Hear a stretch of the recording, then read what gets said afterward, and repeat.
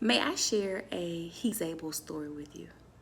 So on Sunday morning, my husband was getting ready for church service, and as he was brushing his hair, he realized that he had sprained his thumb the day before. Well, he knew he had done it, but he didn't know that it was going to get so stiff and so hard to move. And so as he was brushing his hair, he said, "I can't move my finger; it's hurting so bad." And so I looked at him and I said, "Can I pray with you?" And so he said, "Yeah." So I got his hand and I waited to hear what the Lord was saying. Jesus said, "I only say what I hear my Father saying. I only do what I see my Father doing."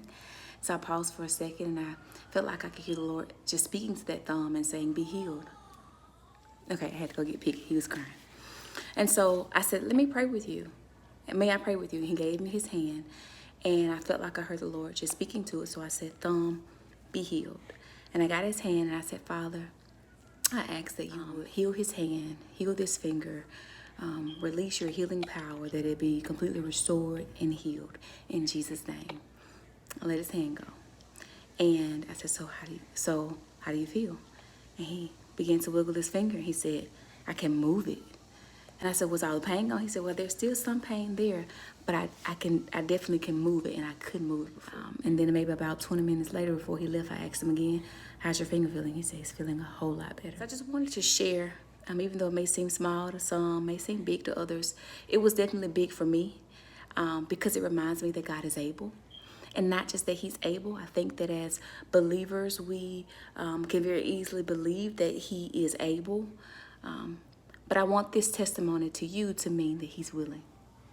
He's willing to release his healing power over my husband's finger and bring healing to him.